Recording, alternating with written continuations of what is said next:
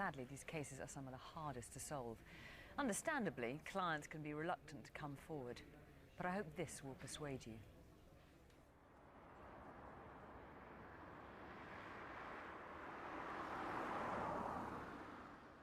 I'd heard on the radio that a body had been found. I knew it was one of the girls, but it was a complete shock to find out that it was Nikki that had been murdered.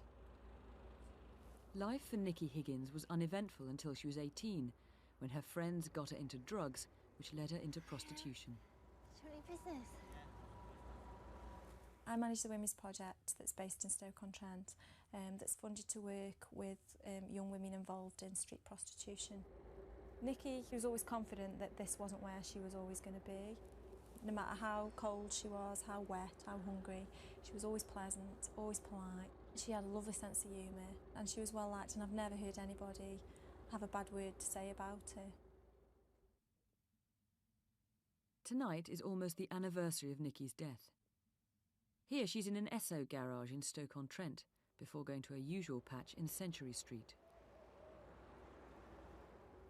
Hi, Nick. Hiya. Are you all right? Fine. Is it busy tonight? She was like a working friend, as like both of us worked across from each other on the streets. She always used to look out for me, as I used to look out for her when I could. It was a quiet night. Nikki got picked up by somebody and I watched her go off in a car. Every time you get into a car, you don't know if this person's going to be nice or if he's going to be funny. So it's just a risk you always take if that's in the situation that you're in. I saw her come back, and then I had a punter who walked to me and we walked round the corner, and I never saw her again then.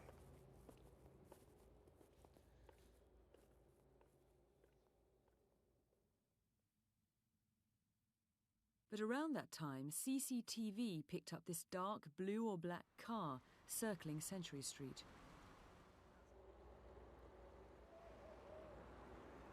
A witness saw it stop at Nikki's patch and is certain the driver talked to her. We think the number ended in NBY. The car went up Marsh Street, and 1 year on, we need to find it.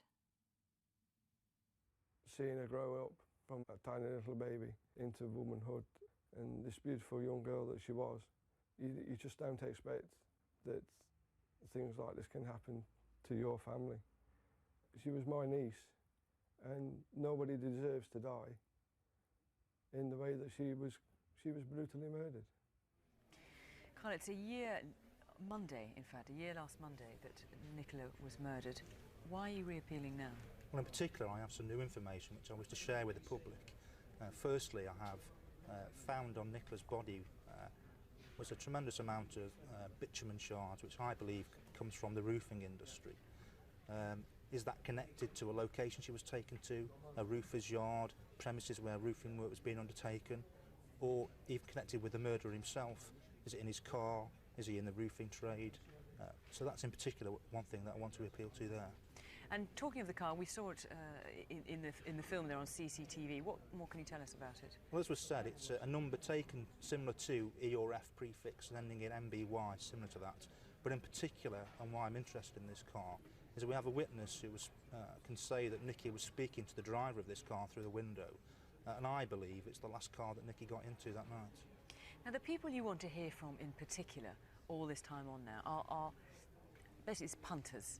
It's clients of Nicky's. Now, what can you say to them if they're reluctant to come forward? Well, I can say, first of all, that I need them to come forward to either eliminate them from the inquiry, or in particular if they've got details about Nicky's last movements or information about this case. But I urge them to get in contact with me. I'm not in the business of telling their friends and family. I need that information. So you will treat them in confidence? Certainly will, yes. There are bits of clothing of Nicola's that you want to get hold of as well? Yes, we're still missing a short lady's either dark brown or black coat, and also a distinctive one white night training shoe with a red tick on the side, and that's still outstanding. And DNA? We have DNA, which together with the other evidence that we have in this case, I believe makes a very strong chance that we can identify the offender. But I just need someone to make that one call. Okay, well, you heard it there. If you, Nicola, if you were a client of Nicola's, the police aren't interested in spilling the beans on your private life. They will treat your calls in confidence. Call us here or the incident room on 01785 234 995. Happened to Michael Cabey. Never dreamt in a million years that my son would have been taken away from me. It happened in Clapton in East London on a summer's Sunday afternoon. But why Michael Cabey? What happened last night, man? Where was you last night? Michael had never been in trouble. He'd started as a professional footballer and after an injury took a job at Sainsbury's. Each Sunday he and his mates would meet at the corner of Northwold Road and Rossington Street and sit around and chat. They talk about girls, they talk about football. They just sit there and have a good old laugh. They've been doing that from ever since I can remember. If what happened next was planned, well, it wouldn't be hard to find Michael. He and his mates always sat on the same wall. They noticed a dark-coloured Ford Fiesta, which was driving back and forth. There's a car again, man, look. What's going on? Eventually, it turned into Rossington Street, and the passenger looked straight at Michael. Do you know him? Michael was hit 4 times and died at the scene. The gun was a black-coloured automatic with a red light shining from it. The dark Fiesta turned and drove back past Michael and his friends. The registration was R160ULD.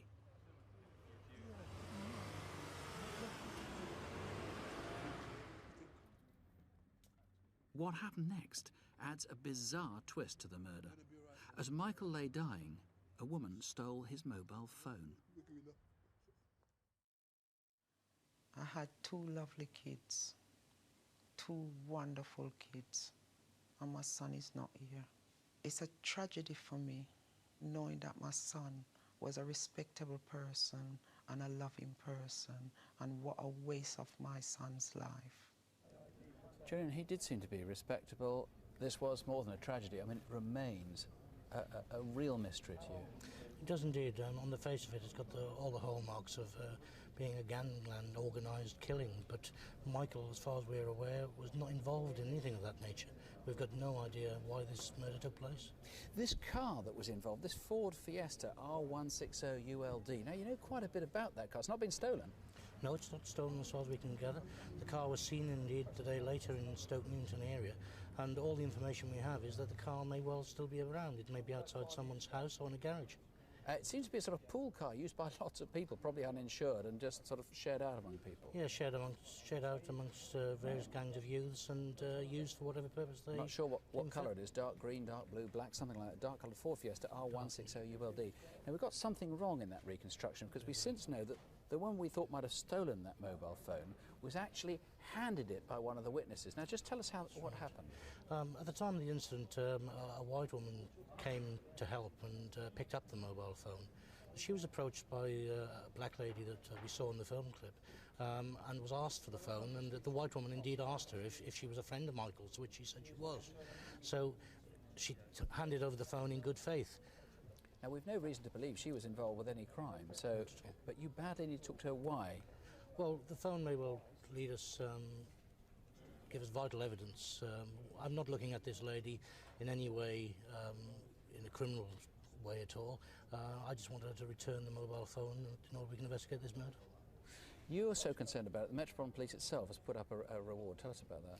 Yes, the Metropolitan Police has put up £10,000 reward for information leading to the arrest of the people responsible. It's quite a substantial sum of money.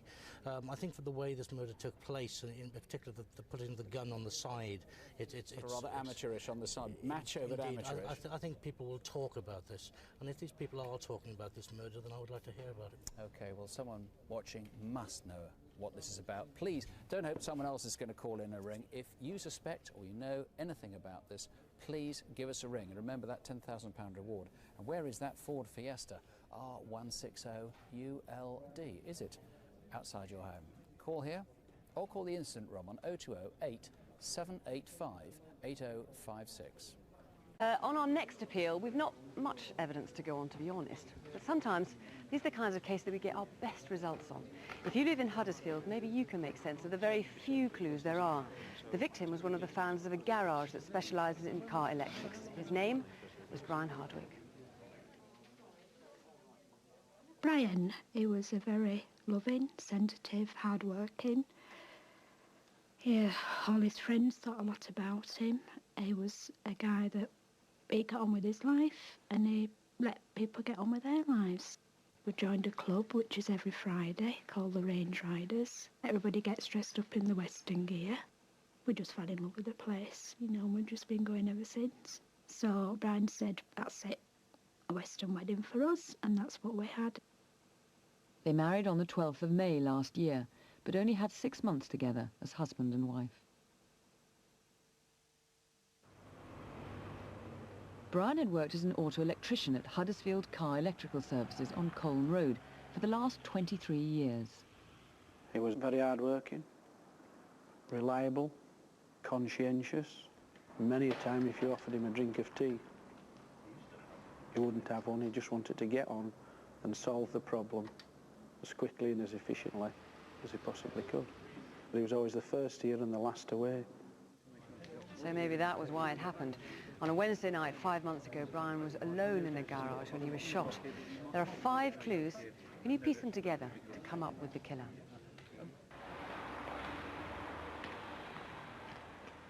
As a colleague left work, he noticed that Brian's red Renault Clio was parked as usual in the car park outside the garage.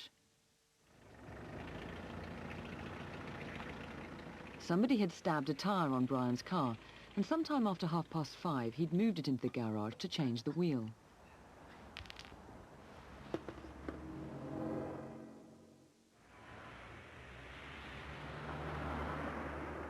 Two people need to be eliminated. A white man in his 20s with piercing eyes, average height but stocky. And a black man who may have been sheltering from the rain.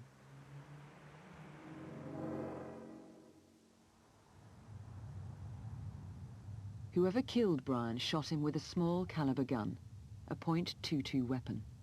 Once in the chest, and after he fell, another shot in the head.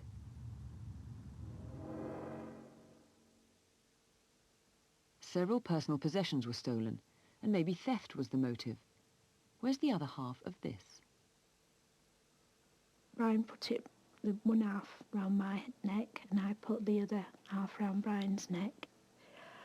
I only wish I could have the other half back to put it together, and then it would be complete. 2 wallets were stolen, though they didn't have much in them. And so was a bunch of keys.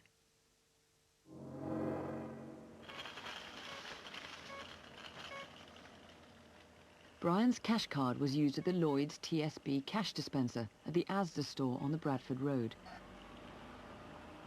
The transactions took all of 7 minutes. It's a long time since November the 21st, but you'd remember someone taking 7 minutes at a cash dispenser.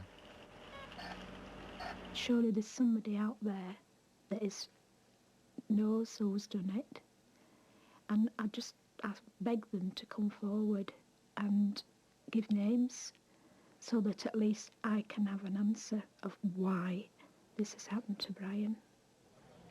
Was it a robbery that went wrong? We can't be sure, and that's why we need your help. 0500 600 600 or 01484 436 702. And headlines. But even with all that, believe it or not, it's one of the safest places in Europe. So what happened to Hugh Cameron?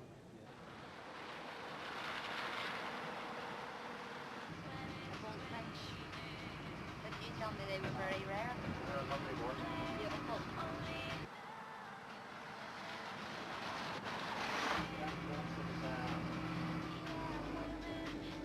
Marty, take a wee look down over there and see if that's what I think it is. But I hope that's not what you think it is, really do. Hello, is that the Larne Police? We're here in Knockaboy Road. There's a body in the river. You went out on the 19th of October for an evening out, and he never returned. As the weeks went past, we were clutching at straws, really. I got a phone call to say that there was a body found in the glens of Antrim. And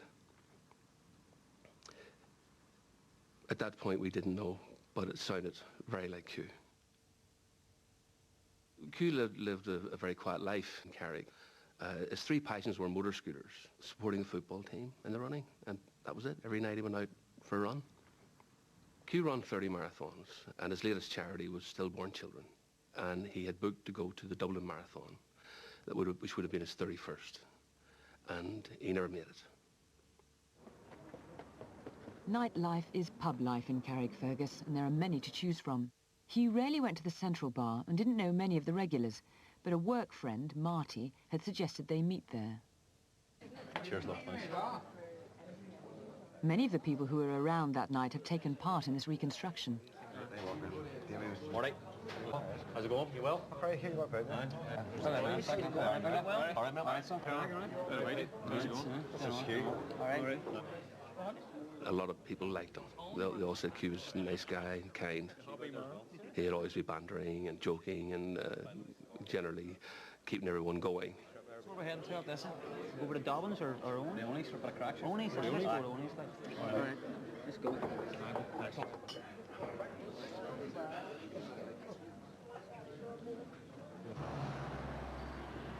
I'm going to get a taxi up that Pheasant Bar. Right. Why not come with us? All right, fair enough, okay.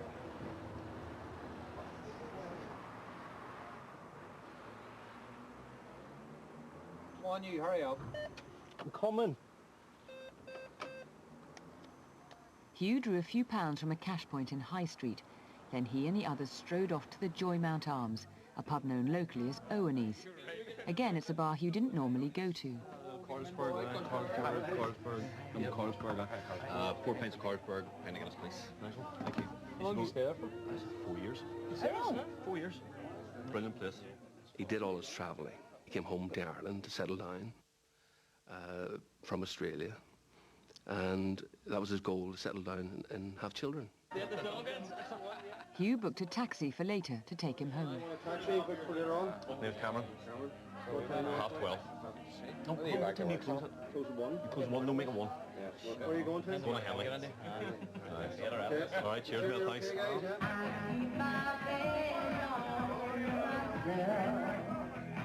Who's the bar playing up the stairs? That's luscious. Is any good? Yeah, all right. Huh? How much are your tickets? £3 each. I give us 2. Me and Marty will be well into that. Who's going up, man? You not going up, no? No, mate, I'm going to sit here and drink the Guinness.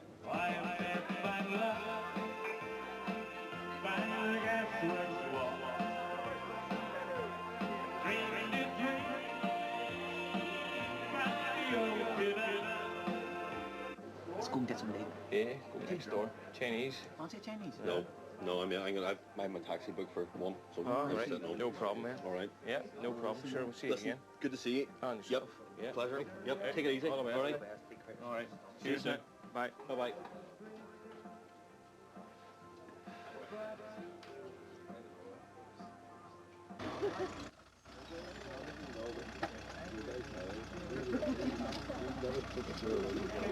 Taxi for Cameron.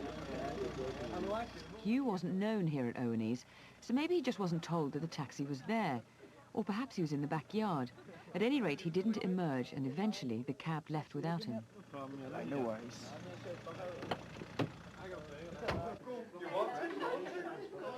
Time now, please. Some of the people you're watching now were here at the Joymount Arms that night.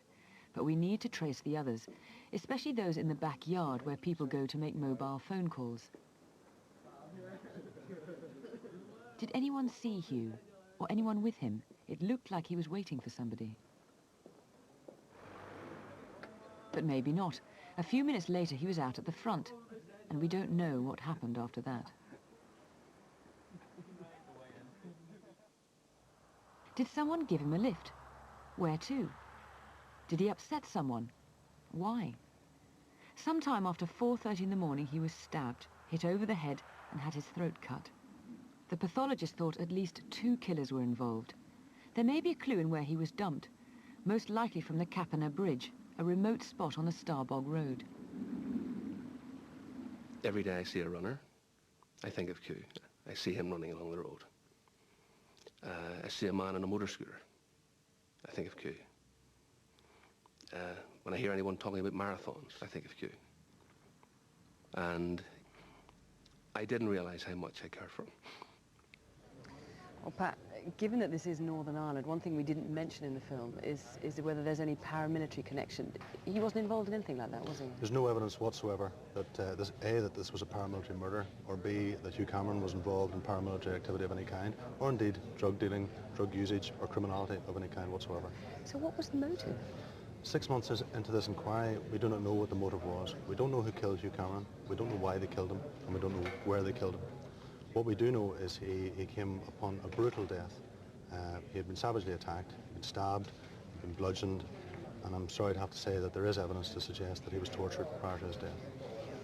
Well, you have got one very good clue, haven't you, which is paint that was found on his jumper. We have paint retrieved from the rear of Hugh Cameron's jumper, which we believe is inextricably linked to the manner in which he met his death. It's a lilac-coloured paint, it's a vinyl silk emulsion, it's been applied with some force. In other words, something with that paint on it has hit Hugh Cameron hard, or Hugh Cameron has hit something painted that colour hard. By that I'm talking about potentially a wall, a radiator, a shelf, or some source of that. And presumably, if say he hit a wall, for example, there would be blood stains on that wall. The nature of Hugh Cameron's injuries are such that there's likely to be a significant amount of blood spilt, both in a room, if indeed that's what it was, on a wall of that colour. On the floor, was carpet changed, was a wall repainted, and indeed on the clothing of the person or the people who killed Hugh. And in fact, he fought back against them, didn't he? So he could have injured them. There's clear evidence that he fought back, and the people who killed him may well have been carrying injuries around the 20th of October of last year. And where his body was dumped, it's a pretty remote spot, isn't it? Hugh was recovered from convenient to the Skye Bridge. However, we believe his body actually went into the water at Cabinet Bridge. It's some 7 miles northwest of Larne. It's very remote. We believe that whoever dumped his body there must have had a connection with that area, be it in their history or presently. We believe they must have been connected to that area. Okay, well, there's one other thing as well. A lot of people who were at the pub that night, it was the Joymount Arms, wasn't it? A lot of people who came, who were in the pub that night were actually in our reconstruction, as we said, but there's still some people that the police still want to hear from. People who are in the yard, the beer garden at the back, or people who are out at the front. We still want to hear from you. Give the police a call. You know, everyone says that he was just a regular guy. Why on earth would someone want to kill him? Call us here in the studio or the instant room. That's on 02 828 272 266. Robbed and attacked, there's widespread revulsion. And when mugging becomes murder, there's outrage.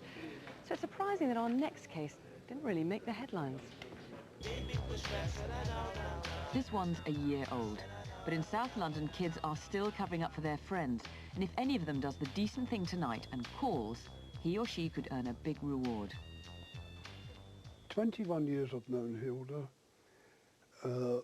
Since I lived there, I moved in 1981. Hilda was a very determined person. She went to see her husband Ted every day in the nursing home at Union Road. I used to walk round the paper shop and get Hilda a paper every day and deliver it to her by 8:30. And I went, had a cup of tea and a biscuit with Hilda, then I was left her by 9 o'clock. On Monday the 30th of April last year, Richard went with Hilda to the shops, but he came home while she stayed on to pick up some dry cleaning. And the next time I see Hilda, she was laying outside at the bottom of her stairs, injured. Hilda came back from shopping at lunchtime. She later told Richard that she'd passed 2 15 or 16-year-olds on the ramp leading to Langport House.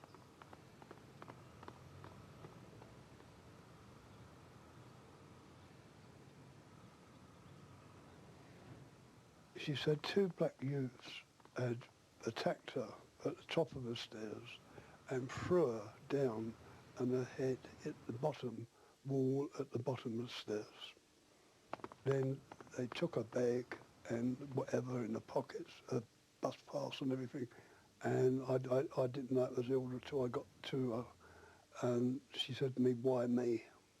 Why me, Richard?" I said, "I don't know." Hilda died on her 86th birthday at 6:30 in the evening I went to the hospital at 10:30 in the morning, took some flowers and card. Her bag was dumped, but they stole a small amount of cash, her bus pass and her Tesco loyalty card. Let me tell you a little bit about Hilda. She lived in Brixton since 1939. She was a school dinner lady until well into her 60s.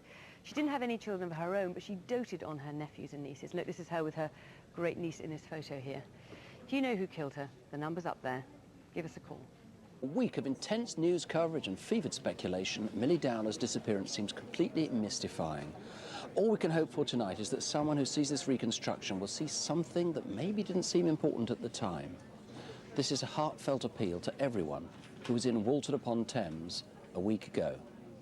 I think if you perhaps ask us to describe Amanda, she's a bright, intelligent, witty, loving daughter.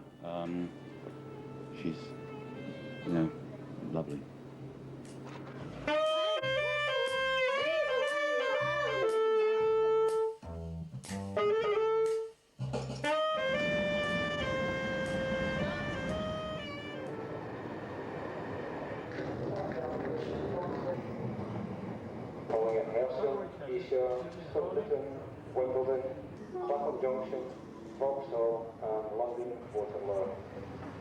There were plenty of people who saw Millie coming home from school. And at roughly 3:15 or 3:30, she went for a coffee and chips with friends in a regular haunt for school kids, the Station Cafe. Nah, Gareth definitely. Gorgeous. His song is so much better, he's going to knock him off #1 this week.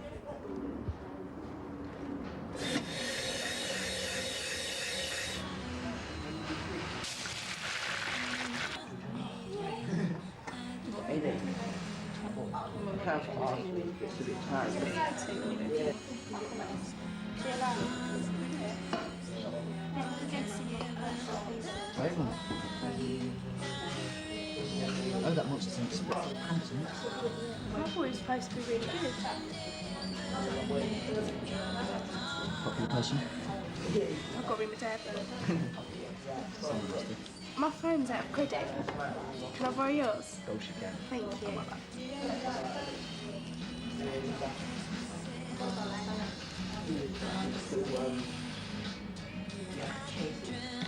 Hello, Dad. I'm with some friends. I'm going to be a bit late. Oh, not long, about half an hour. Okay, well, where are you now? Okay. Okay, I'll see you at home. Bye-bye. Thank you. That's all right, don't worry about it. It's always packed though, isn't it? We'll come round at 6 then.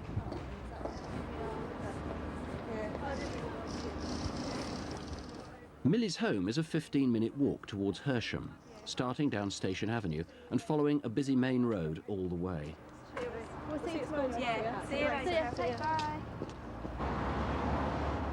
A friend saw her just after 4 p.m, but her bus came before she could say hello.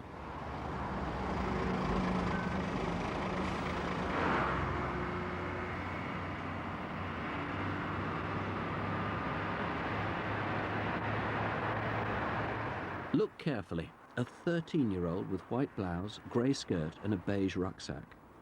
You may not have seen anything dramatic, just a car stopping you assume might be her parents. Anything.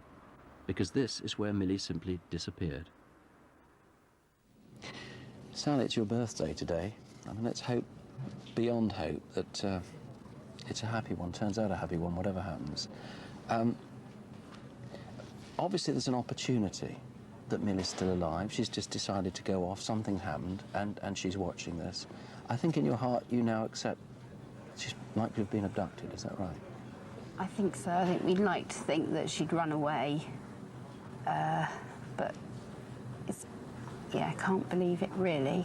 And I can't see if she, sorry. I can say, if she was abducted as you fear, it's quite likely whoever did it will be watching this. Yes. What would you say to him if he's watching now? I'd say if someone has taken Millie and is holding her, then please, please give her back to us. You can't believe the enormous grief it's caused the family and her friends and everybody that knows her. It's just been absolutely awful. We're absolutely devastated.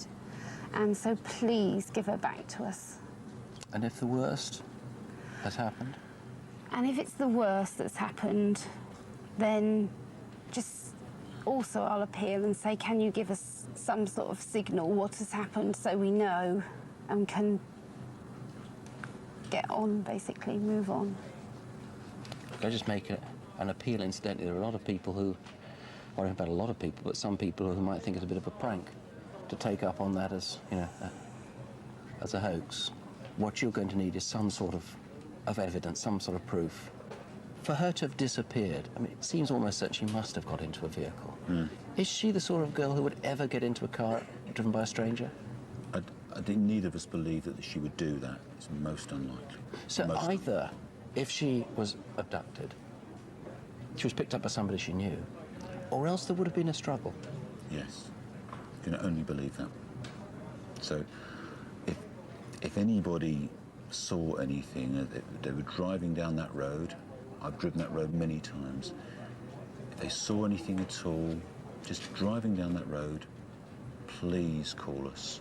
You're talking about Ryden's Road? Well, I'm talking about Station Avenue. Yeah. Because that's where she was last seen that we're aware of. Right. Do you want to hear from everybody who was there between, what, 4 and 5 o'clock last Thursday? Yes, I do, because we need to build a picture, and only by knowing who was there at that time will we build that picture. So I appeal to anyone who was in that area around that time in the afternoon to call us. We've seen what she was wearing, that white blouse, the grey skirt, and she had the beige knapsack. What was in the knapsack? There was a small pencil case. There was also significantly a small white wallet, plastic. That had a small red heart in the top right-hand corner of the face, which is quite significant. As well as that, she had still her Nokia phone, and that was silver in colour, blue on the back, and had in indelible ink Millie written on the back. In addition to that, we know that she had a set of house keys. Now, they had a fob which was in black and yellow, and that fob consisted of a bottle opener, so we know that she had those. As well as that, she was wearing a small silver chain, which was 20 inches in length. That had a pendant, which was a fairy or nymph in 3/4 profile, about 1 inch high. And she also had 2 silver rings, one which was damaged. Now, we would appeal, obviously, for anyone, not only who's seen Millie, but who's seen that property, should it be lying anywhere, please to let us know. There's been some wild and persuasive sounding to some people speculation that this is linked with other women, young women who've gone missing in the southeast of England. It is just speculation, is it, or is there something persuasive in it? Obviously, we've looked into those links, but let me say categorically here that there is nothing that links this case with any other at this time. We are sure of that. Okay. Well, Millie, if you're watching, or if anybody's watching who saw anything, or who was in that area at the time, for heaven's sake, please, please ring. And if you are the person who's responsible for her disappearance, you've heard her mum, for heaven's sake, just let her know what happened. 0500 600 600, or you can call the incident room on 01 372 471 212. In a ditch on the outskirts of Thornton in Liverpool. And we've tried to piece together what happened on the night they were killed, and our reconstruction is based on witness statements. But there are times when the victims seem to be in 2 places at once, and there are several inconsistencies. We badly need new witnesses or tip-offs.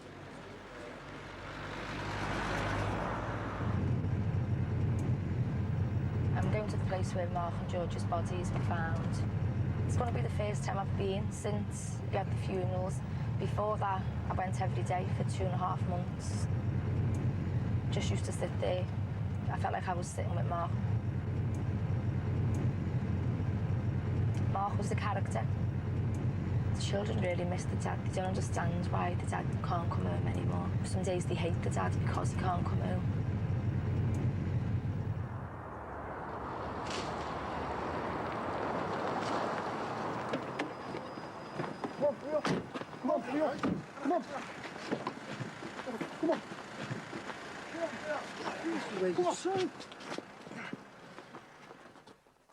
You wouldn't say George was an aggressive person.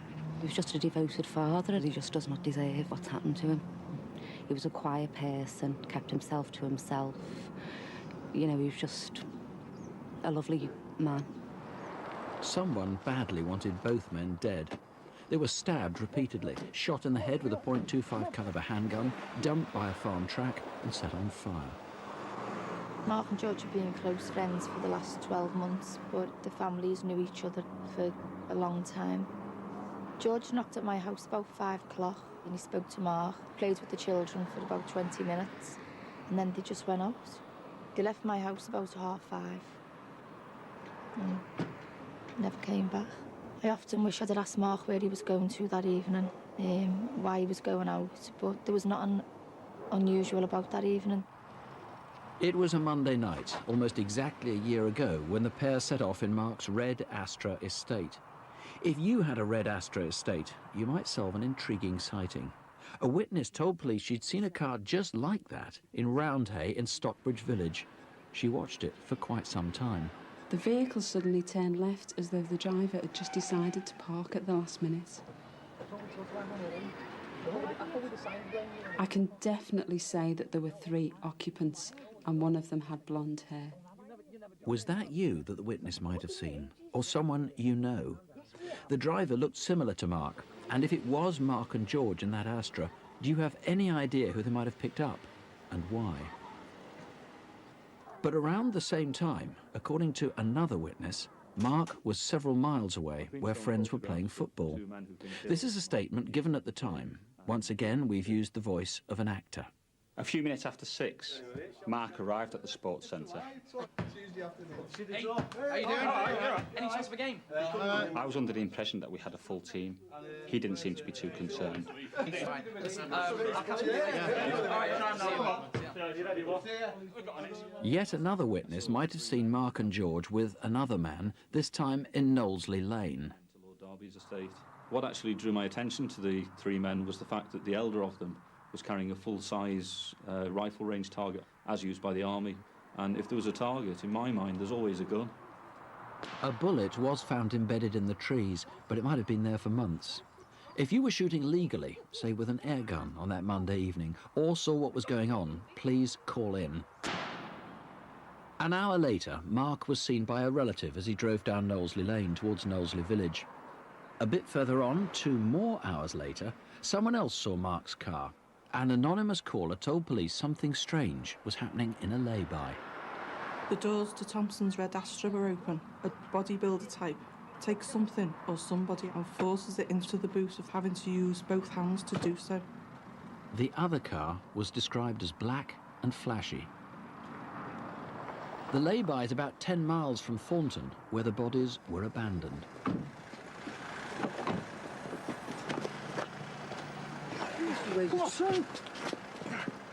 But the trail goes on from there. Mark's Astra estate was driven on to West Derby, where it too was abandoned. It was about 12:30. There was a man standing on a corner. Is anybody in here? This man told me that he'd seen 2 boys and a girl running away. He told me that he was starting to put his car in at night, so I assumed he lived locally. Were you that man on the corner? Were you one of the others who watched the Astra burning? In the back of the car was the remains of a tablecloth. The actual dimensions are something like 6 foot by 8 foot. It's distributed by a company called Laundrycraft, who have premises on Merseyside in Rain Hill. Now, interestingly, on this particular tablecloth, there's some paint stains. It's magnolia emulsion paint, a very common paint, of course. And what we think is this has been used as a dust sheet. And it may be someone will recall a sheet with some magnolia emulsion paint marks used on a painting job somewhere. I believe this sheet was used to either transport the bodies, wrap them in, or possibly just to cover them up in the back of the car. We've never discovered where these boys were killed. We really need to find that scene. Do you know anything about that sheet? And what was going on? Detectives think that Mark and George may have been involved with drugs, but if you know anything about that or know any other possible motive, let us know. There's been a lot of speculation. What we need tonight are people in the area who've heard things on the grapevine, or better still, someone who can come up with hard evidence. 0500 600 600, or the incident room in Merseyside on 0151 777 8722. When Scotland Yard worked out they had over 250 unsolved murders from the past decade or so, they set up a systematic and vigorous review procedure, and it's been pretty successful. So think back to 1990. There was the Iraqi invasion of Kuwait, which triggered the Gulf War. And in July came one of the most dramatic moments in England's World Cup hopes when Chris Waddle missed a penalty shootout. What else happened in 1990? Well, Paul Stevens went for a drink in the Tankerville in Hounslow in West London. And for 12 years since, detectives have been trying to piece together what happened after that.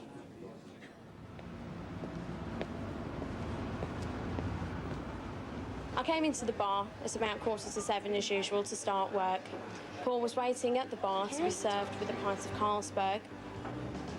I served him his drink, had a quick hello, how are you with him. He seemed fine, quite happy. It was later on the same evening that I realised he'd been joined by 3 gentlemen. In particular, he was holding a conversation with one of these 3. As the evening went on, this particular gentleman bought him drinks once or twice. He seemed to be having a good conversation with him, getting on with him quite well. That was about it. We need to trace these men, only for elimination. Were you there? Paul then moved across the road to the Chariot, where this girl celebrating her 18th birthday remembers he congratulated her. I heard them all singing happy birthday to you last night. That was really embarrassing. You've met my brother, have you? No. Pleased to meet you. We know it wasn't his brother. It's another man police now need to eliminate. He's 6 foot, blonde and slim. Thanks a lot. See you Give you then. a night, do I? Bye. Yeah, see you around. Bye. Bye. Sometime late that Wednesday evening, Paul went from Hounslow to Southall. We don't know why. What we do know is that next day he was found dead with head wounds. He'd been thrown into the Grand Union Canal. Brian, why was Paul anywhere near that canal in Southall? It's quite a long way from where he was drinking. It's about 3 miles walking. It remains a mystery, to be honest. It's a very lonely spot. It is. It's a desolate spot, and why he actually went there, we don't know.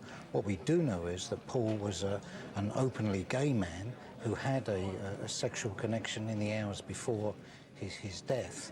Now, whether that was connected with his death, we don't know, or whether it was a homophobic attack, we don't know that. We know that times have changed, and it may be whoever Paul was with on that night may have felt uncomfortable about coming forward. But times have changed, and it may be that he feels more comfortable in telling us why he was there with Paul that night. A lot more emancipated attitudes now. That's right, that's correct. Whoever did kill Paul might well have bragged about it, of course, in the years since then, or confided in somebody else. Well, I think that would have been the case, and I would urge anybody out there who knows, who has heard, who is responsible, to come forward, to examine their conscience and come forward and tell us who was responsible. Is there anyone specific you're trying to trace? Well, in addition to the people that have already been mentioned in the pubs, 3 people. One by the name of Martin, a man who we know used to drink in the Tankerville pub. He is of similar description to the man that Paul introduced as his brother. That's about 6 foot tall, blonde hair? 6 foot tall, blonde hair, is athletic build, maybe Australian, maybe a New Zealander. And 2 people who we did speak to at the time, 2 local women. One, Elizabeth, who would now be aged about 35. She was an occupational therapist. And Julie, who was a barmaid in the Hussar Public House. We need to talk to those women. Paul had several brothers, quite a close family, actually. Fred, one of his brothers, is here. Just tell us a little bit about him and the family. Well, Paul was the youngest of 6 boys. He was 4 when his father died, and he was 13 when Mum died. And we were actually a close-knit unit in the family home until I actually left when I was about 19. We all went our separate ways. We didn't really know much about the gay community scene until actually his funeral, when, you know, we put an advert in and a lot of people turned up, all from the gay community. So I had a lot of friends in the gay community. Well, let's hope some of those friends will call in tonight. Anybody knows anything about this? There's a £10,000 reward. Please, let's resolve this case tonight. 0500 600 600.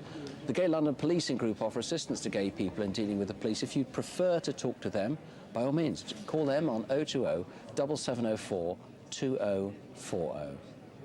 Old mannered man, so angry that he kicked his own TV hard enough to gash his leg, and angry enough then to confront someone in the street. If we knew, we'd know why Evan Jones was murdered. Evan was a great character. Some people might call him eccentric.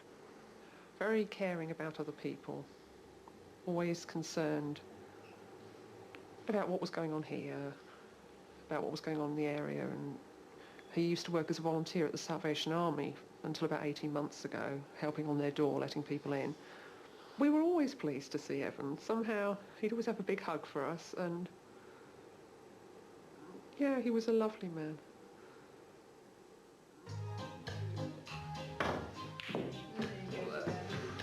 Ooh, nowhere near, right? You're right. All right.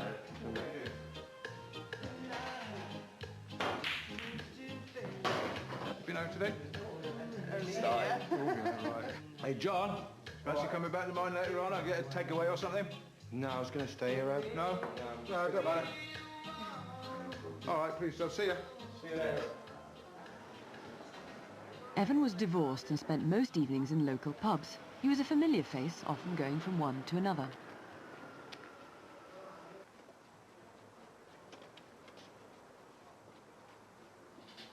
Which one's the okay, really? But yeah. I think these are the better way. Are they?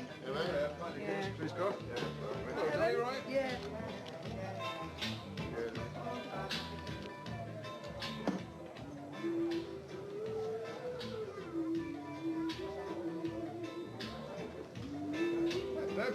Hi, Evan. Yes, thanks.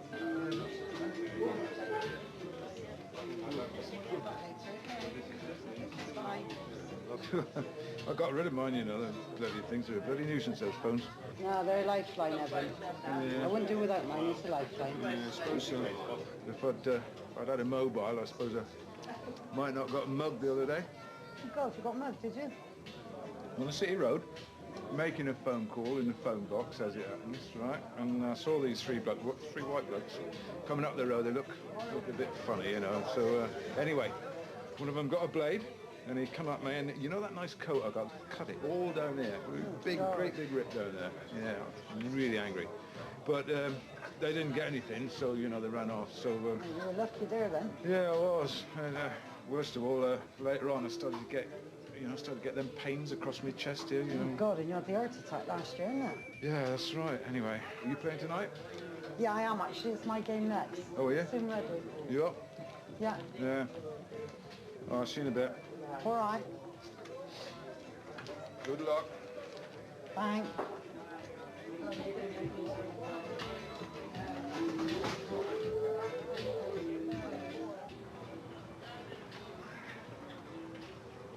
Evan had ordered a takeaway, and at 10:20 he went next door to pick it up.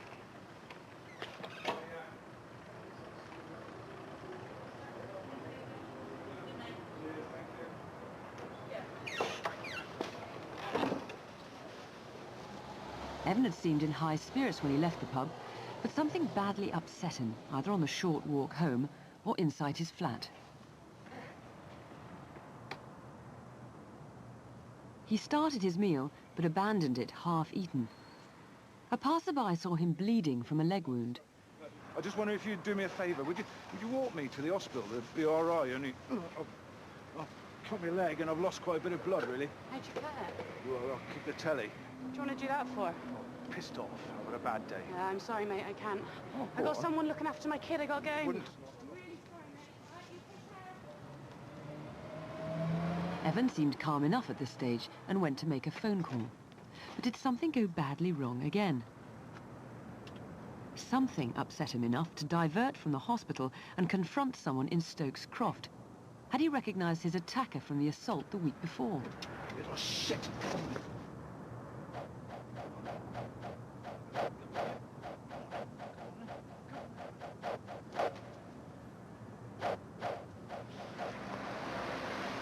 A white car swerved to avoid them in the street.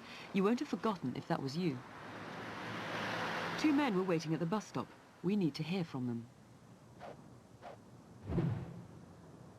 There were 3 people at the phone box. The couple have come forward, but who's the man who couldn't get through on his call? And a young man was standing at the corner using a mobile phone. Call us if that was you. Evan's assailant was smaller, maybe 5'6" to 8, and younger, in his 20s or his 30s. Evan died as a result of the attack. His purse was now empty. Lots of people saw the assault, but may not have realised how serious it was. If you haven't spoken to the police, or if you know who is involved, call us now. 0500 600 600. So Hannah, you're Evans's daughter. Thanks very much for coming in. Your mum and dad had divorced quite a time ago, and you kind of lost touch with him, but you were just beginning to re-establish a relationship, weren't you? Yeah, in the past couple of years, we had contacts. I went to stay with him in his flat. He cooked me a curry and gave up his bed. We spoke on the phone frequently. And you were just beginning to find that you got things in common, characteristics in common? Yeah, we had a lot of laughs, a lot of tears as well. Honesty, really, we were both honest with each other. Well, what kind of man was he? I mean, a lot of people in the reconstruction we showed, they said what a kind man he was and how he'd put himself out for people. Yeah, he was a character, definitely. He had an infectious laugh. His door was always open. He had natural empathy for people. And he didn't judge at all. And you were just really trying to build bridges back to each other, weren't you? Just after many years of not seeing each other. We were, yeah, and we were, and it was very easy. We got on.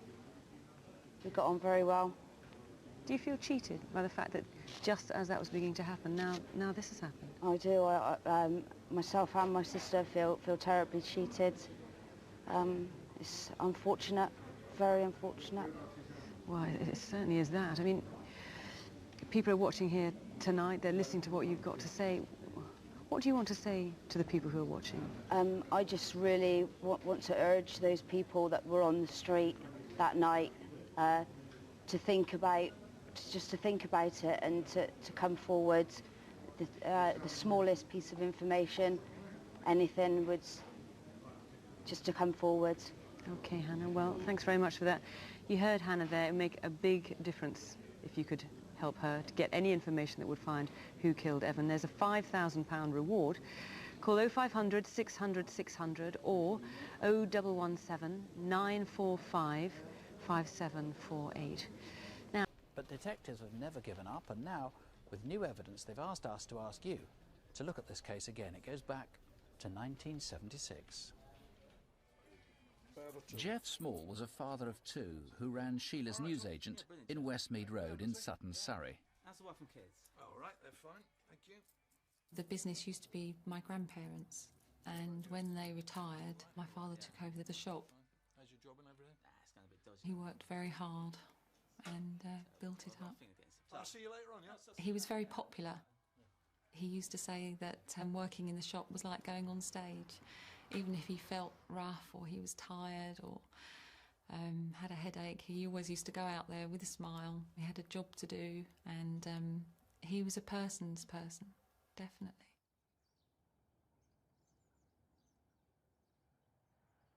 My father used to get up early in the morning because the papers would be delivered to the shop. All his friends and all the people that lived locally knew that he had his routine. They would know what time the shop would open, what time the shop would shut. Someone must have gone in through the side gate of the shop. From a later statement, we know he looked a bit like this. He was then in his mid-40s and fairly small.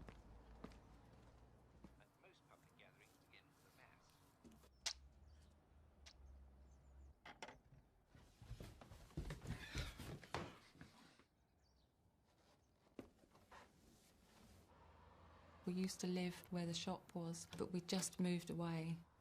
We wanted to have a separate home away from the shop premises so that we could feel like we had somewhere to escape to and be a proper family together. And he achieved that. But in fact, we'd only been there a month, so he really didn't live to appreciate it, which was very sad.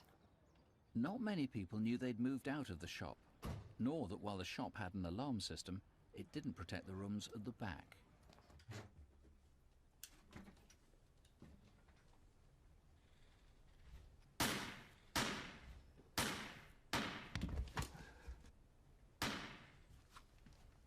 the killer took Jeff's wallet and a holdall containing the takings from the shop. He did have a couple of regular customers that were coming off night shifts and things, and although he wasn't really open, he always used to let them in and serve them. Morning. Good morning. He was wearing a check jacket and dark trousers, and the witness said he was slim and only 5'5". He had a couple of people that used to come in and help him mark up the papers for the paper rounds, so they used to be in the shop very early.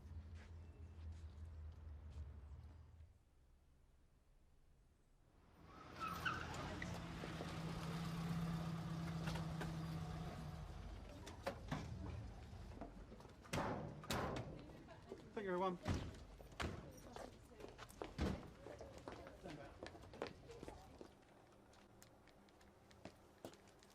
These were left behind. I found them on the cooker hood. Okay, good. Whoever got in through the window had unusually small feet, size 6. I still feel very angry after 26 years that somebody has murdered my father and taken his life away. It would be nice for him to see his children grown up with their own children. You know, I wonder, would he be proud of me? I mean, I've done nothing special, but, you know, would he be proud of me the way I've turned out and the way my brother's turned out? And we'll never know. Jamie, and obviously the family have been living with this throughout, but why have you suddenly returned to it with such energy and such resources? Well, we've received significant new information that we've been working on for some months now. Yes, it's 26 years later, but 26 years down the line we haven't closed the books, and we're determined to achieve justice for the Small family. What sort of information have you got? Well, for operational reasons I can't disclose this at the moment, but suffice it to say that we're working on significant leads at the moment. The description of the guy who was coming out of the side gate beside the shop, and that's presumably the killer, is actually a pretty good one. He's fairly small, 5'6", very small shoes, yes. 6 foot. Just remind us whatever else you know about him. Well, he was 5'5", 5'6" tall, white. He had dark frizzy hair. He was wearing a fawn jacket with brown checks on it, and significantly a foot impression was left at the scene, which was a size 6. Which at the time was very significant and still is now. It represented 2.5% of the male adult population. Yes, so quite significant. He'd be what? He'd be in his early 70s now, presumably. That's right, yes. He was about 45 years of age at the time. And the sort of guy he was, it was intriguing watching that reconstruction, how he got in. Was he a burglar? How did he know how to get into the premises like that? Well, clearly he was very versed in breaking into this shop. Perhaps the individual concerned was a very experienced burglar. It was thought at the time, and there was press publicity at the time, saying whoever did it was a professional assassin. Was he all that professional? If you looked at the reconstruction, it looked like the first few shots missed. Certainly viewed at the time as being a professional contract killing. We take a different view 26 years later. 2 shots that were fired, the first 2 shots completely missed. Really quite close range? Absolutely, yes. So clearly not the professional hit that was it was first thought. Now, you brought this weapon here, which is a Hungarian P-37, that was issued to German soldiers during the Second World War. Not very common. No. You releasing this information tonight because a gun like this, or something like this, you think is the one that was responsible for the murder, and is still outstanding? It's a .32 inch caliber, or a 7.65 millimetre caliber. It's one of could have been one of 6 automatic pistols, that being the most likely one. What I'd appeal for is where's that gun now? I'd like to know the whereabouts of that gun, because clearly that's significant information. I mean, what was the motive for this? Well, a motive explored at the time and subsequently that was that Mr. Small had an affair. I'm keeping an open mind as to the motive. But clearly this was a contract killing. I'd appeal to anyone who could tell me the name of the killer and perhaps the man or woman that contracted this killing. Well, it is curious, but Crimewatch really has had extraordinary success with these cold cases, sometimes going back even further than this one. So let's crack this one. Call here or call the incident room on 020 8649 1550. You see and hear comes directly from witness statements. I was at home with my husband. My father phoned me at early hours of the morning and said that there'd been an accident.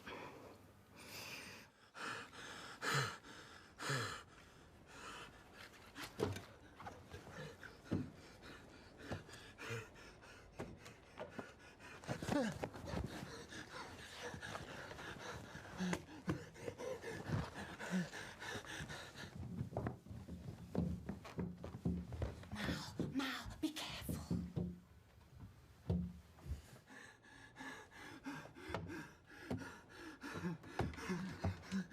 Help me. Call an ambulance, quick! Oh my God.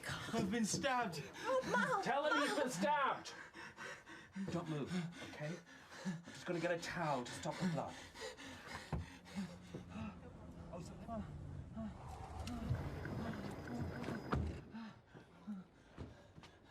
What's happened? He just knocked on the door. He says he's been stabbed. Has an ambulance been called? Yes, I called one when I called you. I'm to Oscar 7VH. Can you confirm ambulance en route to this stabbing, St Catherine's Road? An ambulance will be here in a second. Can you tell me your name? Keith Church, Broxbourne. Can you tell me what happened? He was in a car, asked for my money. I wouldn't give it to him, so he did this to me. What type of car was it? I don't know. Cortina or Viva.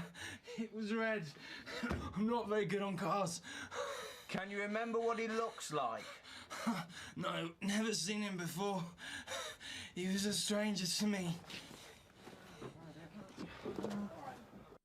Keith would like to be remembered as a calm, laid-back person who enjoyed listening to music, painting his pictures.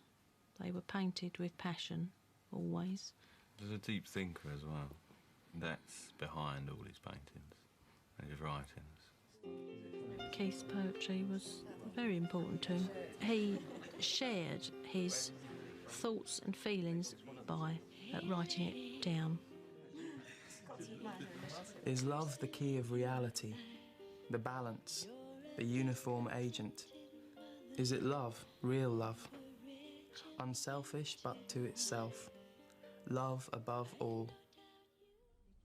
Just got to 27, he'd got to that point in his life where he was starting to look to the future.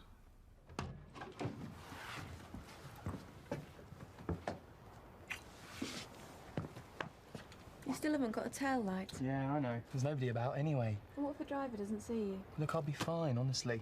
Talk tomorrow. Okay, tomorrow then. Yeah. Be careful.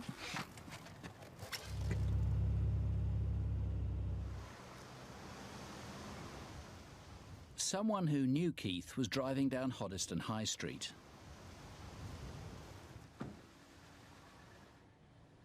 Hey, you!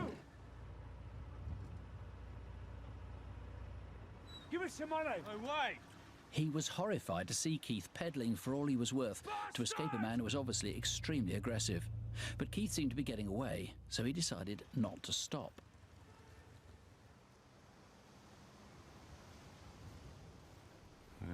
We were told he'd been in an accident or something, and we all went to the police station, but by the time we actually arrived at the police station, we had been told that he had died on the way to hospital.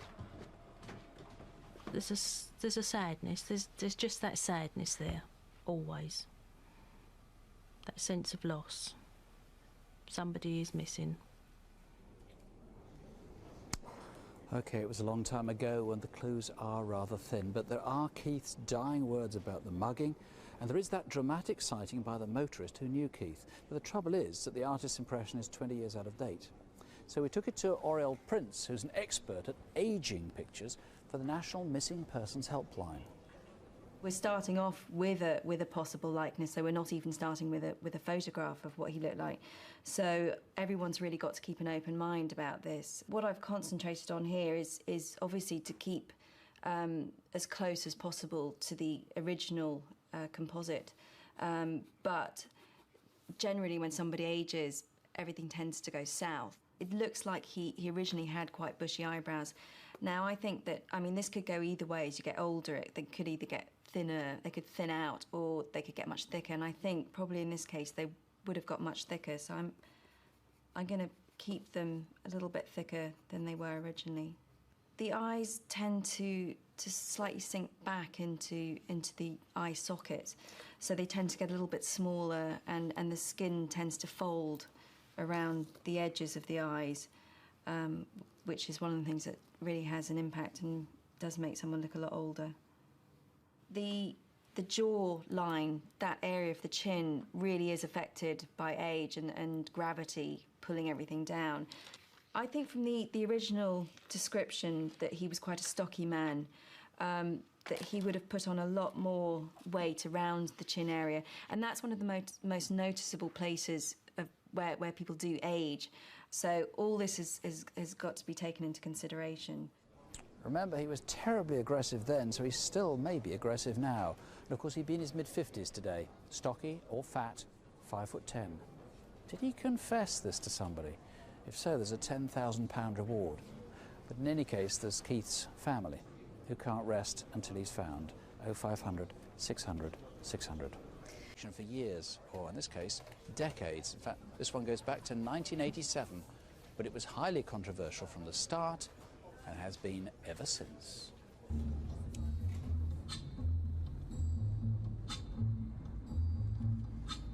When the night has come and the land is dark,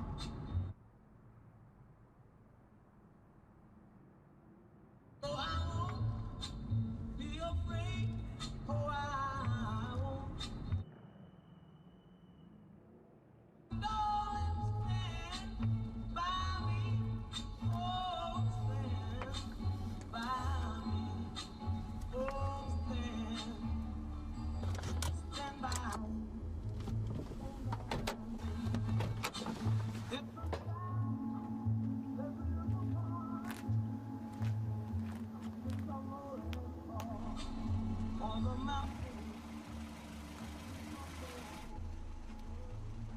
How could I have had my son taken like this, taken away from me like this? And what sort of people do this? It almost defies, the feeling defies description almost. It's cruel, it's evil, it's awful. He harmed nobody. Daniel was a good, honest, hard-working and a nice man.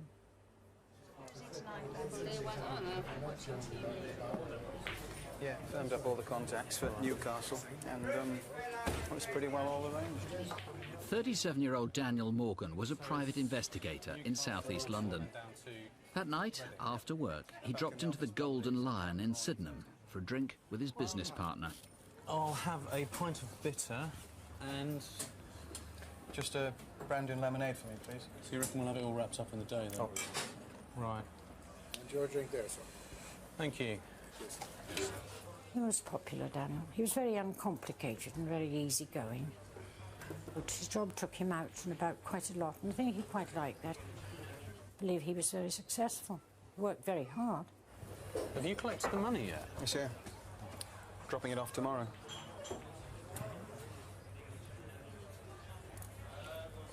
Fancy another one? I really ought to go soon.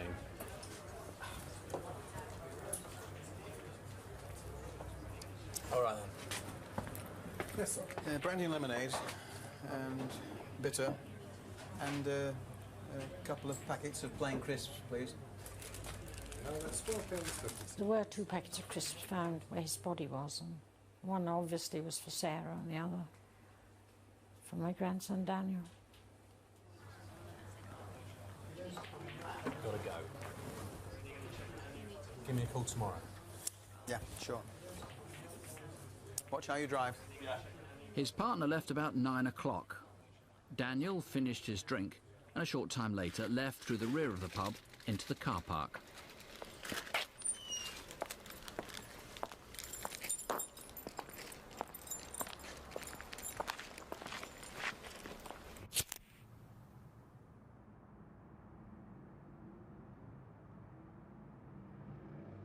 At about 9:30, a large, pale-coloured car was seen leaving the pub car park.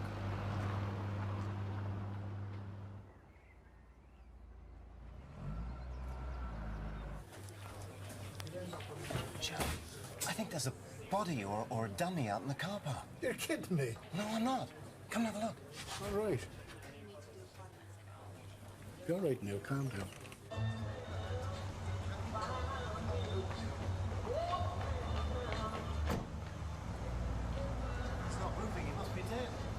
jeez. We better call the police. Sometimes it seems years and years, centuries away, and at other times it's becomes very vivid. It's the impact it makes. I can almost hear that phone call. Excuse me. Can we get back from I can't move on. I want to move on so desperately. I mean, I'll soon be 75, and I just would love to have a few years of peace of mind.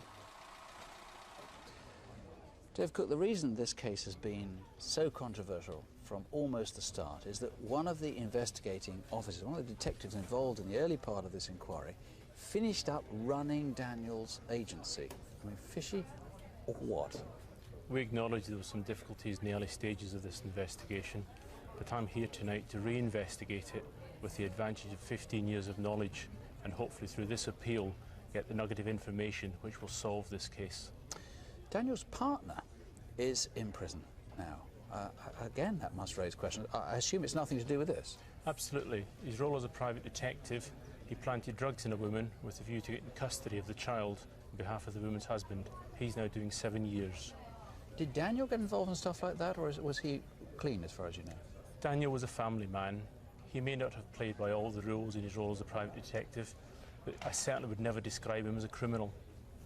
So, at the moment, with no evidence that Daniel was ever involved in criminal activity, no motive, presumably, how can people help 15 years later?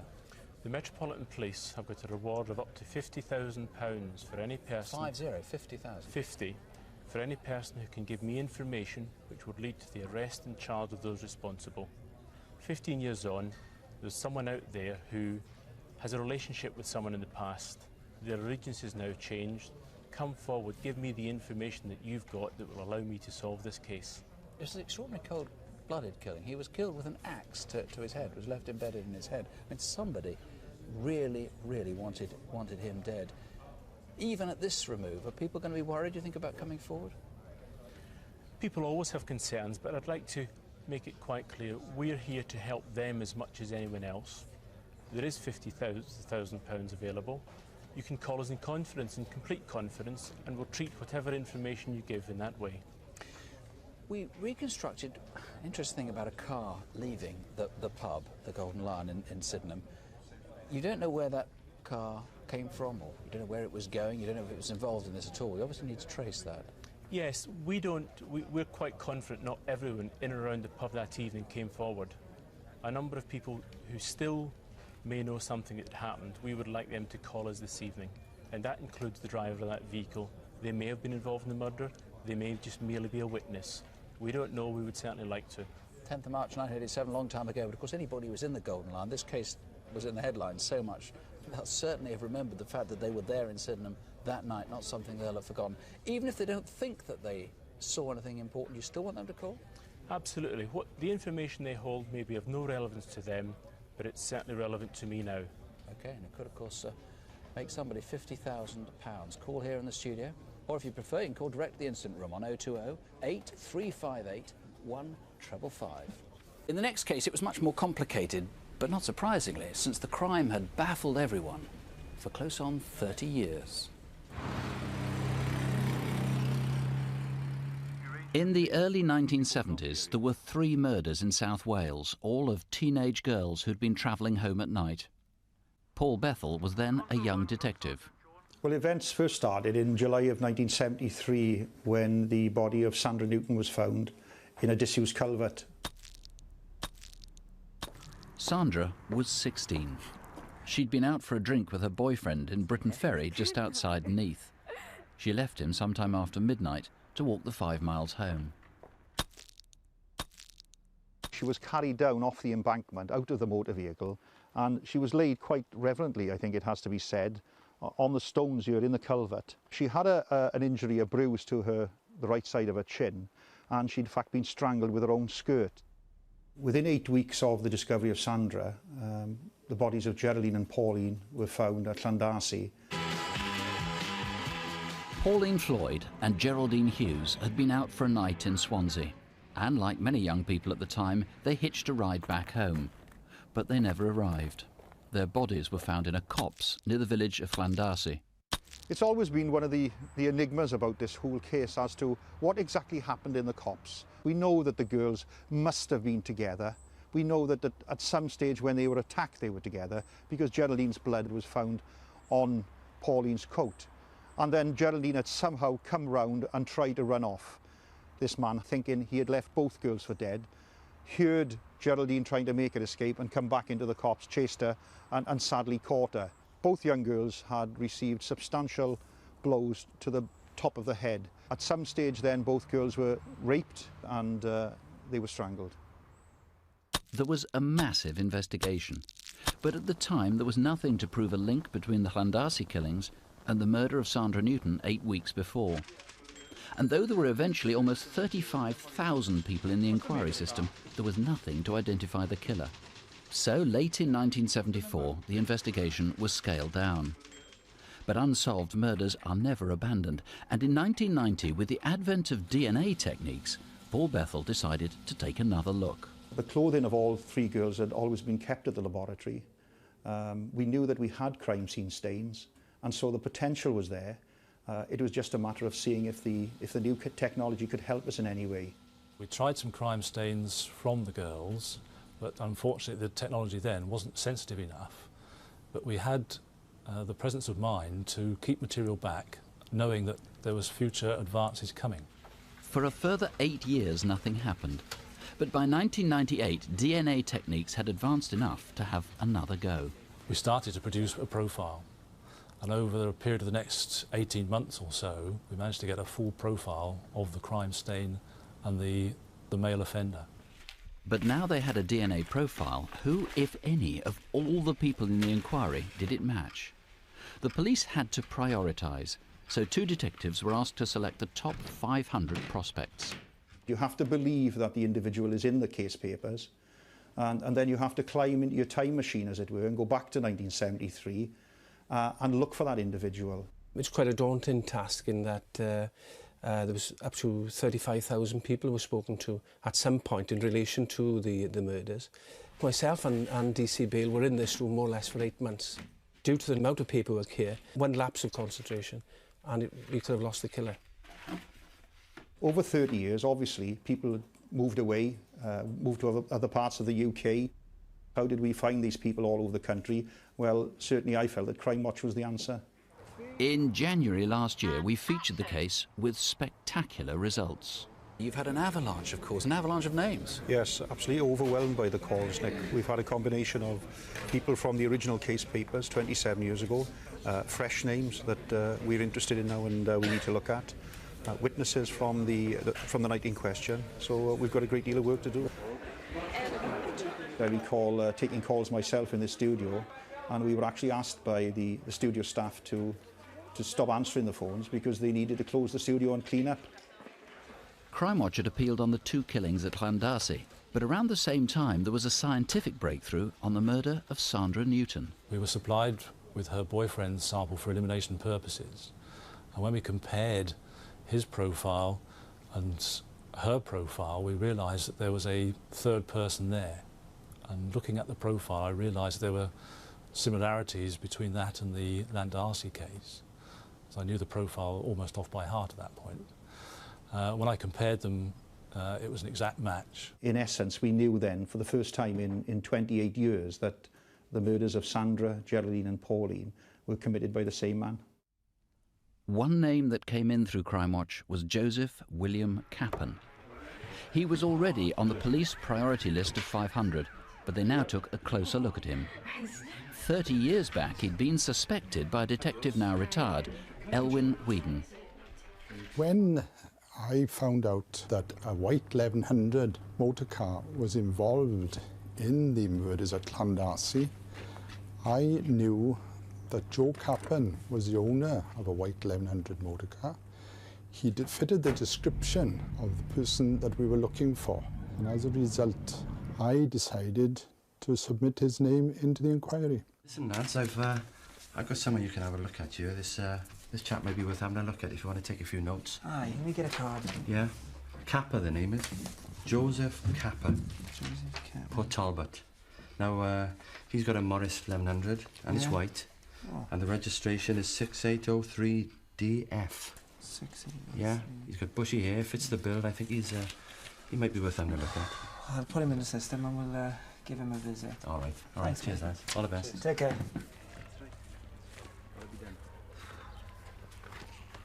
Mr. Cappan? Joe Cappan? Yeah, that's me. Hi, DC Thomas Phillips from Port Talbot Police Station. Wonder if we could ask you a few questions. We're investigating the Llandarcy murder about the two girls. As you know, we're trying to trace all the owners of light-coloured Austin 1100. And we just wanted to eliminate you from inquiries, really. Do you mind if I take some fingerprint samples and some fibre samples from the car? No, carry on. Carry on. Thank you, Mr. Cappan. Can I have the key? Sure.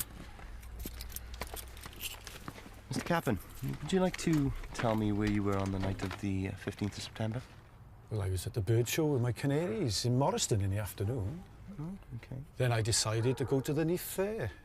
I suppose I left there about 9:30, and then I got home, watched a bit of TV. I seen to my birds, and I went to bed. Right. Cappan's story appeared to check out, so he simply became another name in the system. Hi, Elvin. Did you call in and see Mr. Cappan after? Yeah, we gave him a call. He had an alibi. Nothing. Nothing at all? Well, we took tapings from the car. Yeah. Nothing came back. No similar fibres. No similar fibres. You're off down the pub after? Yes, yeah. Hey, we'll see you down there. We'll see you. Ta-da. Yeah, bye. So, ruled out in 1973, but now Joe Cappan was looked at once again, and there was a surefire way to rule him in or out for good. They simply needed his DNA.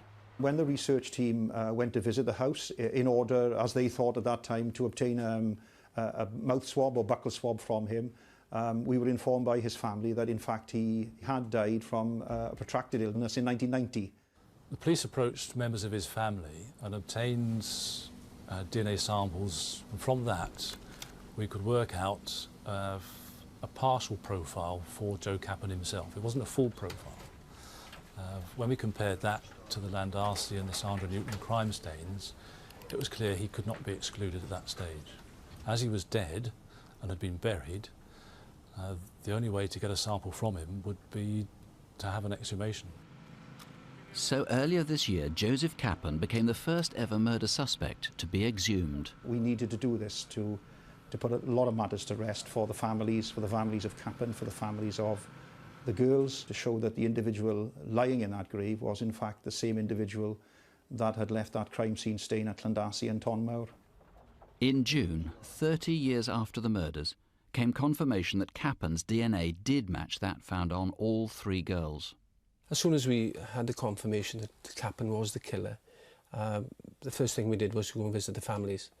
It was nice for us to sit in their living room with a cup of tea and basically tell them that we now knew who in fact had killed their daughter. Finding the killer now has meant that we can put the bad times behind us and perhaps look at the good times and the fun she had. It's just relief for both families so that they can get on with their lives and put this matter to rest. It's a very strange feeling to have worked in 1973 as a 21-year-old, as a young detective in those days, and then eventually led the team that actually found the killer. That's probably something that it's fair to say every detective would wish for. Paul, Joe Cappan's dead now. He's been dead, what, 12 years, but you've still got a major incident room running. Now, tell us what's going on. Yes, we still need to timeline Cappan. I need to know where he has been, where he was for some 28, 29 years, between 1960 and 1988. Of course, we know he died in 1990. What part of the country did he visit? We know that he's travelled to the north of England, that he visited the Lincolnshire area, where he had family some years ago. But I really need to know where this man has been. Why are you so anxious so long after his death? Well, I've always been of the view that if this man was capable of killing three young girls within 2 to 3 miles virtually of his own home, using his own car, then certainly he would have no qualms whatsoever about killing elsewhere or in fact attacking young women in other parts of the country. Of course, he was a professional driver, so he travelled a lot, which means he could have committed crimes anywhere. That's right. We know that he was employed as a driver. He drove buses, he drove lorries, and what I would ask is for employers to have a look at the photograph, the name, and search their memories to see, did they employ this man as a driver many years ago?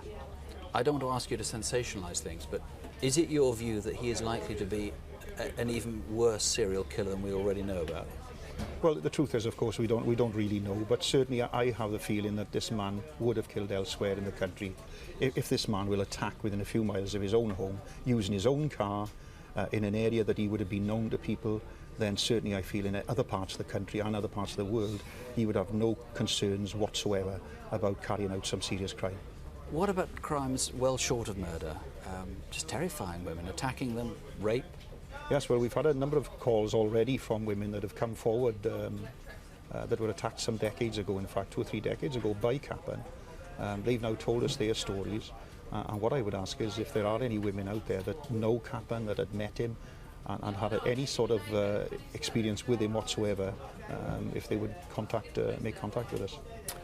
OK, if there's any way you think you can help, please call 0500 600 600. The whole village says so, and the farming community around Antrim in Northern Ireland has clubbed together to put up a £20,000 reward. They want to know who killed Joss McLennon. With the help of his friends, we've pieced together the conversations and the events that led up to his death.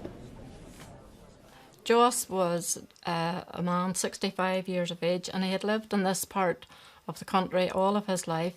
He was a farmer, a very skilled farmer, and he was always in demand to help people out. Joss's favourite saying was, "I'll be with you in 5 minutes," and he always would have kept his word on that. Okay then, Jock. Look, I'll be back for tea about 6, okay? I've just promised Billy that I'll go be over to his place in about 5 minutes to help him with the cow shed, okay? Mind yourself. For almost 20 years, Joss visited his friend, Jos McClenaghan. He's a frail man in his 80s with chronic chest problems, but Joss looked after him very well. He would have visited him every night and very often during the day as well. Joss would have done the shopping usually, and Jock did the cooking. The night that Joss was murdered, they had their favourite meal. That was mince, potatoes and lots of gravy. Josh, come on here. Yeah, Dinner's all right, ready. already. Oh, it's all ready for you. Oh, good. That was some job of it, Billy's. Did you get it all sorted out for It'll take a bit more work tomorrow. It's no weather to have a hole in the roof, Josh. No, you're right I'll there. tell you that. In the meantime, enjoy the rest of the night, and especially have a great, great Easter. We'll see you straight after. From us all here. Night night, everybody. Night night. It's over, Josh. Yeah? It goes off again. Oh, God, I don't think I saw very much of You that. didn't, you must have been showing, Well, listen, I'll go. I'll see Good you night to you. Josh. I'll see you in the door. Ah, no, don't bother. Sure, you're all right there. Okay, good night. Good night, Josh. All right.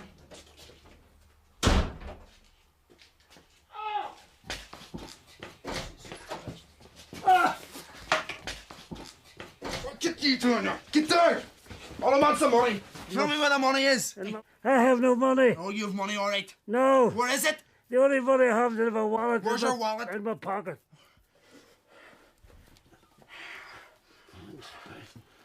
Just do your total and you won't be hurt. Picking on an old man.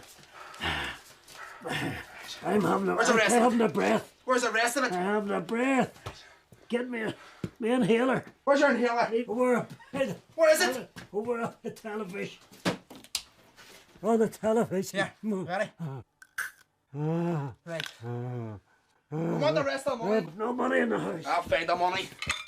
No money in the house. Help me get a man. I'm coming. While Jock, the older man, fought for breath, Joss was fighting for his life. He'd been hit on the head. What's wrong with him? He's in trouble, he needs help. Who is he? What's his name? He's just my friend. What have you done to him? Have you got a number or something? He's not well. We need to get him help. I don't have a phone. Jesus Christ.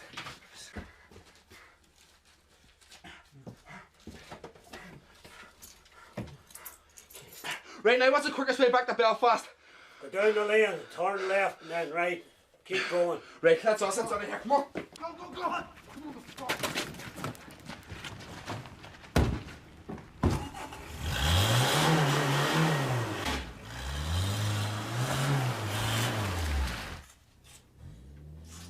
Joss. Are you okay, Joss? Joss? Jock had hardly been out of his house in years, but now, without a phone, breathless, injured, and with his hands still tied behind his back, he had a long walk to summon help.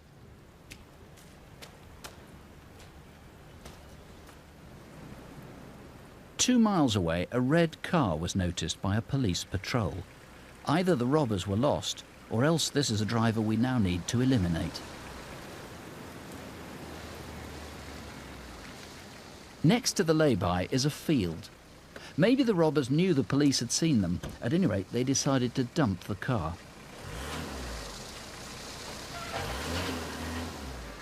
Perhaps someone drove out to collect them.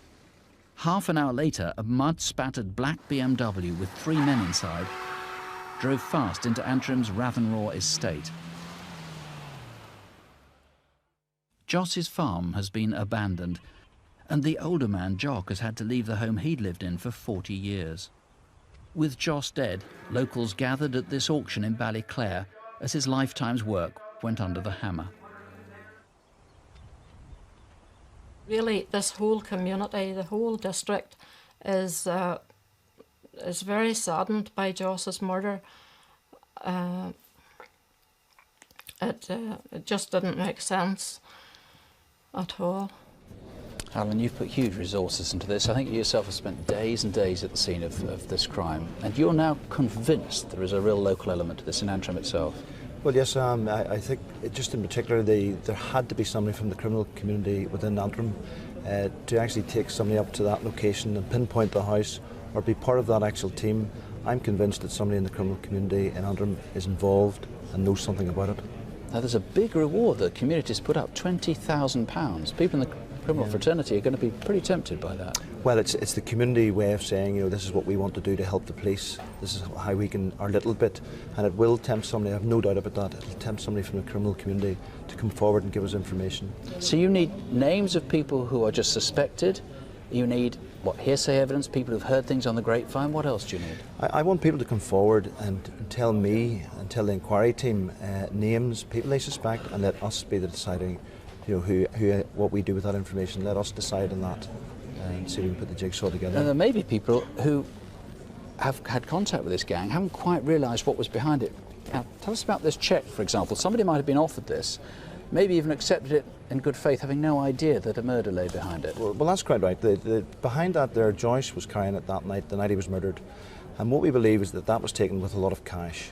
Was somebody offered that in all good faith? Let us know. Contact the police. Cheque to Joss McClenaghan, made out for £5,207. That's right. It's part of the peace dividend, in a way, sadly, ironically, that as the police and the army come off the streets, you're getting more offences against vulnerable people like this. Well, you just need one of this type of crime, and it puts fear in the community. And this is just, I illustrated this before, I've had illustrated before, this is a crime against the people in the community, far beyond Antrim, and that's why it's so important to get this team and catch them and bring them before the court. OK, well, please help us any way you can. 0500 600 600. There are moments in everyone's life when in a split second everything can change. For the West family, this was one of them. Last August at the Bolton Industrial Estate in Hockley in Birmingham, someone stole some keys and a silver VW Polo. The next day it was captured on a speed camera in West Bromwich, and 3 nights after that it was caught 3 more times doing up to twice the speed limit in Newtown. It still had the original plates, V873KOG. Some weeks later, a motorist was so concerned about erratic driving, he stopped an officer on the A34 and told him about a silver Polo.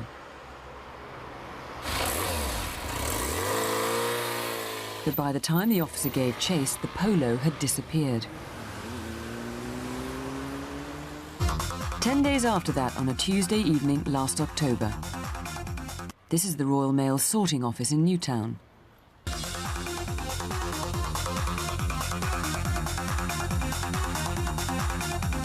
Christopher West left work at roughly 8:30.